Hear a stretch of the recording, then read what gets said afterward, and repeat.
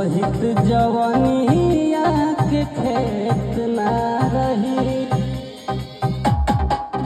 सब पहले से सजल कमर डैमेज नहीं करबई गारंटी लिख के दा।